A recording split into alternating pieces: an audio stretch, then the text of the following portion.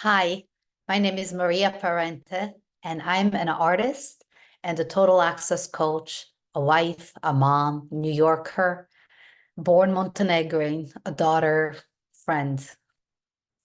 The intention of this video for me is to share some of the vast transformational work I've done in my life.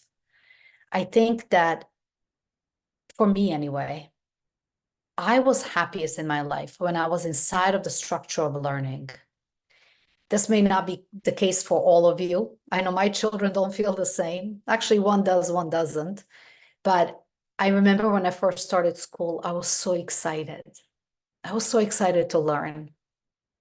Now, for those of you who are maybe astrology geeks, I have a Capricorn stellium in a ninth house, which represents higher education, higher knowledge. And stellium essentially means a lot of planets concentrated there. So I'm one of those slow and steady wins the race. And in my 46 years on Earth, I have learned so much. And it is my intention to find different vehicles to express it, to give it to others, and make a contribution. So today, I will start by sharing one of the first transformational experiences I ever had. And it happened in the year 2000. I finished college and I got my first job as an assistant director, as a second assistant director in New York. And it happened so quickly. I was applying for jobs, I never got it. And then a friend of my mom's was going to be an extra in a movie. And I asked him if he can send my resume to the producers. And he did. And I got a job as a second AD. So I was working on a movie, which was really amazing, amazing production. I met some amazing people there. And simultaneously, as looking for a job in New York, there was this paper called Village Voice. I don't know how many of you remember the Village Voice. And looking through all the ads and stuff, I found that there was free introduction to Shivananda yoga.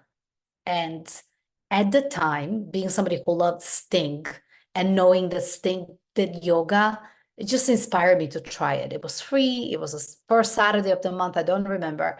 And I remember going to the center. One of the most meaningful things about that journey was that I went alone.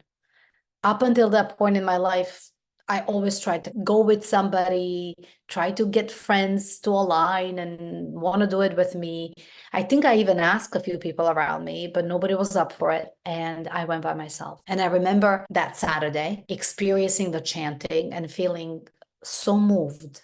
It really touched my soul. And we did sort of exercises and then meditation after. And I felt a weird sense of belonging, but not being clingy. Not like I wasn't in a clique. I didn't know anybody, but I felt that I belonged on some soul level. And I really, really loved it. So I signed up for the first set of, it was a hatha yoga, for those of you who understand. I set myself up to study hatha yoga, and it was a wonderful experience. I actually remember one of the biggest breakthroughs I had was first time we did a headstand. And I thought in a million years I can't do it. And then I made an intention. I said I was gonna defy the odds and I was gonna do it. And I went into the headstand. I did it like right away. And then I started thinking and I fell right back out of it. So it's in Shivananda yoga that for the first time I began to feel my own silence. I began to feel this space when you almost feel like you're going to stop breathing. You're breathing, but it almost feels like you're breathing through the skin because the breathing is so quiet and effortless.